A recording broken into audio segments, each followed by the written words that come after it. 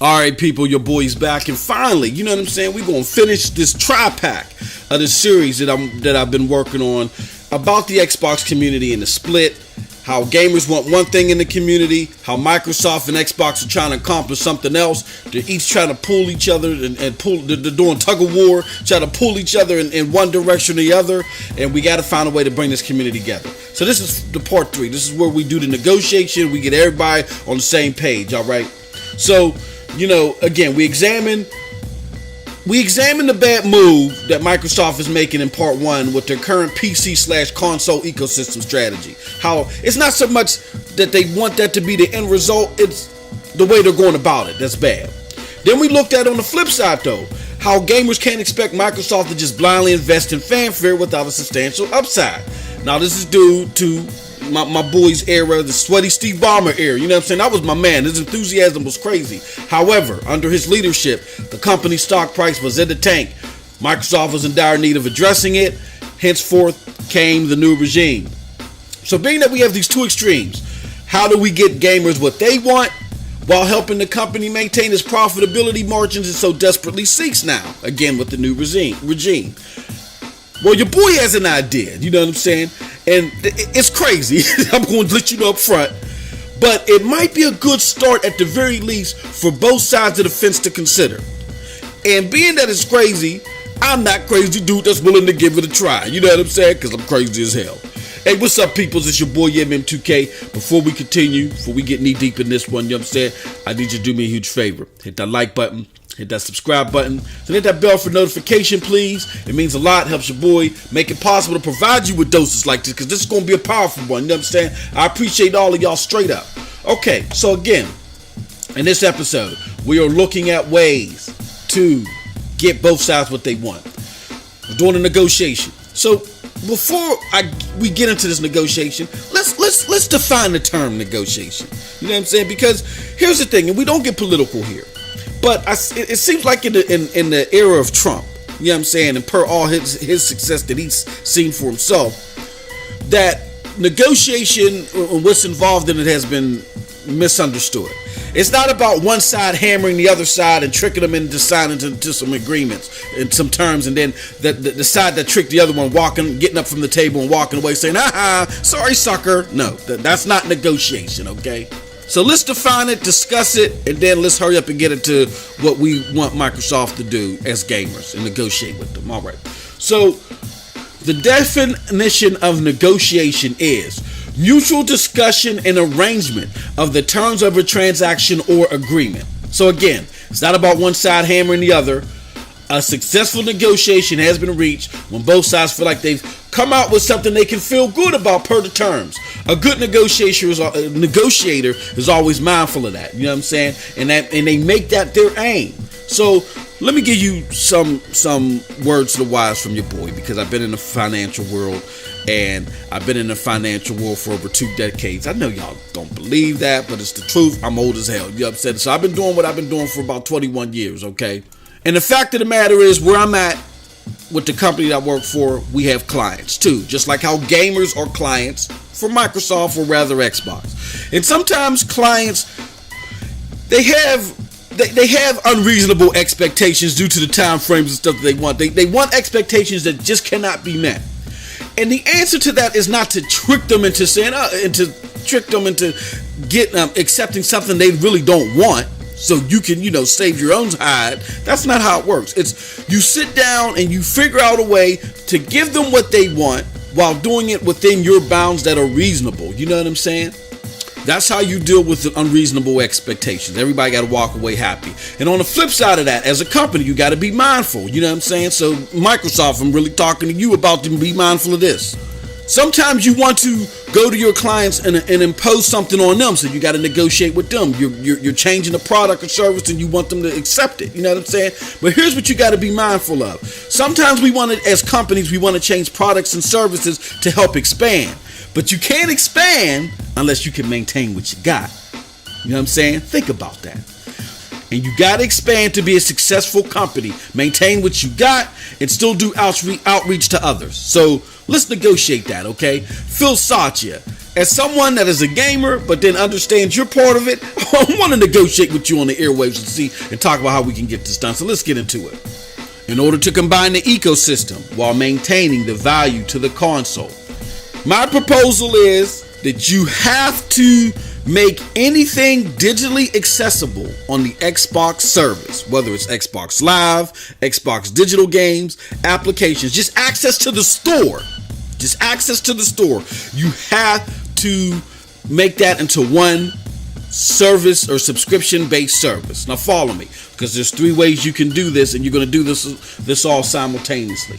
All right, and I coined this the Market Bridge service. So if you like my presentation, Microsoft, here goes my disclaimer that you can keep it. I don't want it because I'll benefit as a gamer if this works out for everybody. You know what I'm saying? So option 1 under this Market Bridge service, again, which is you're taking everything that you're offering digitally and you're putting it into the subscription-based service. There's 3 different tiers, and as you go up in tiers, you know what I'm saying, it gets more expensive, but you get more value. All right, option 1. Consumers have to invest in a subscription-based service of X monthly or annually, which again grants them access to the store, the Xbox Live store, for games or arcade games or services. All right, so just to access that store, and again, when I talk about this, I'm talking about cross-platform or anywhere you want Xbox Live available. You know what I'm saying? Because y'all talking about PC, phone, and in some crazy instances I've heard even the Nintendo Wii if they'll accept. You gotta pay to get access to that digital service. All right, that's option 1, and I'm thinking this replaces the subscription for Xbox Live on the console. You know what I'm saying? You wrap in access to the store and all that for about to either $10 a month or $60 a year. You know what I'm saying? That's the price point. Option 2. If you have the Xbox Live Marketplace service, wherever it is, the console, Nintendo Switch, PC, option 2 is you can maintain a service like Game Pass, where gamers get access to a host of games, you know what I'm saying, and add applications to it for X amount of dollars. You know what I mean? And with this service, it's going to be a little bit more expensive. I'm saying like maybe around, I think the sweet point would be around $15 a month. But the perk here is if they go with this option, which is higher in price, but it's higher in value, the option 1 will be rolled into this. So you ain't got to pay for access to the store and access to this. If you get this option, you'll already have access to the store as well. It's rolled into this. All right. And option 3 is, which is the most expensive but gives you the most value, is consumers can invest X amount of dollars monthly to access to the entire library. You know what I'm saying? However, this is going to model the GameFly service because they can invest different price points to get access to X amount of titles at a time. Again, similar to GameFly. So let's just say, for instance, you go with let's just say there's a tier of $22 that gives you access to any 2 games within the Xbox library at a time. You know what I mean? You get access to the library. You also get access to the store that's rolled into like the previous option. But I would suggest that Microsoft do this a little differently, where you don't just get access to 2 titles, but you get access to X amount of value of games. Like, for instance, you're going to want to roll in the arcade games, and it's not fair if I got 2 $15 arcade games filling up my bucket, but someone else has 2 $60 arcade games filling up their bucket. The bucket should be determined by the value of the game. So let's just say for $20-something a month, you know, gamers can access $70 to $80 worth of games. You know what I'm saying? Now here's the real kicker, and this is what adds value to the console. Because a console owner also purchased an Xbox device, they get access to option 1 for 50 to 75% off. You know what I'm saying? Whatever the sweet point is in that range. So let's just say if I'm a console owner and I really don't want to get online. Here's why I'm saying this. And I don't want to get online. I buy physical copies. You know what I'm saying? Or I may get online a little bit here and there, but I really don't utilize it all like that. And I just buy my physical single player games. Well, I'm still going to have to pay a subscription to access the store online. However, my subscription would only be $2.50 or $5 a month, or $15 to $30 annually. Because, for 3 reasons, again, like I just said, I might be a physical buyer, and Microsoft is still making money off my physical sales. Secondly, because, you know what I'm saying, I might just, just might want Microsoft to think of the fact that I just bought their hardware, you know what I'm saying, which may have been a pretty penny, you know what I mean? So by me buying the hardware, that gives, you know what I'm saying, that should count for something, right? Because again, Microsoft is still making money off my physical sales. And then lastly, what it does as well is by you giving that discount, you know what I'm saying, it still gives value to the console, because you're still making money off of me if I want to access anything digitally, which is online or the store or whatever, but I'm getting it at a discount, and you're still getting revenue from other people that are accessing the platform. Now, I know what you're thinking. Why in the world would we particularly make PC gamers, you know what I'm saying, that can access the store and online Xbox Live for free? Why would we make them pay? I'm going to tell you why. Because of games. If you adopt this model and you've truly invested billions and billions of dollars into working up your exclusive content, like you said, and particularly you should be working with third-party developers to bring in this exclusive content, because this is where you shine, not you bringing in first-party studios. Forget all that noise. Work with your third parties to get the Mass Effects, the Bioshocks, and keep them exclusive to your service. If you do that and you flourish your library, this will give PC gamers something truly unique to invest in. The thing is, none of these games, again, can be available on any other client.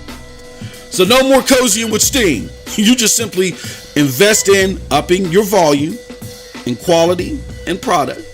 And you invest in your client as well. You just make Microsoft Store better, make it more appealing to people on the PC platform or whatever. You know what I'm saying? You do that, you're adding a unique value. See, it's kind of like what Sony was trying to do with its PlayStation service, you know what I'm saying? The problem wasn't the idea, it was the approach. You know what I'm saying? It's strictly streaming and the content available, and then particularly the price point. It's a bad thing. But if you do this, where you make it accessible to everybody across platform, but you give them different options to get into this thing, it will definitely work for you, and it'll work for the gamer.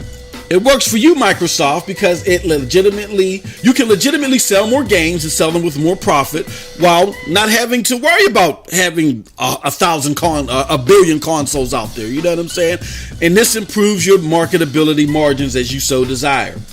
It's also acceptable and it benefits the gamer because now your gamer base, which is the console gamer, is happy because they're getting more games. You know what I'm saying? And they're getting more games because you have to keep the service honest and flourish to justify the investment across the board. All right. Now, is it perfect as I stated? No. But it's a good starting point to solve the problem between both sides. Or some of you might think it's perfect. I think it's perfect. You know what I'm saying? But, I'm just trying to be, you know what I'm saying? I'm trying to be conservative here. I'm just trying to be, humble about it. Nevertheless, again, you got to maintain value to the console. This is your best way to do it while upping your profitability margins, you know what I'm saying? And having an opportunity to put your platform out on available hardware or whatever the case may be. So let me know what you think about this crazy idea in the comment section below. I'm curious to get your thoughts. And I just want to flourish this discussion because it's very important. And that's it from your boy MM2K. Hey, did you like the material? You know what I'm saying? Well, if you did, you know where to catch me. I'm on the corner of every boulevard. Check out my links below to follow me. Yo, I got a show with your boys TRS and K, and I'm Killer Hill. It's called Scram Punks. Go to the PNTSnetwork.com for more information on that, to see when it airs. And last but not least, support my brethren, the Broadband Bullies. Check out that Patreon link below. Check out the Discord link. It's popping. We got more to come. And as always, see, you can pat yourself on the back. You don't learn the art of negotiation today. You know what I'm saying? You can feel better about yourself on the inside. You know what I'm saying? But at the end of the day, you have a wonderful gaming day.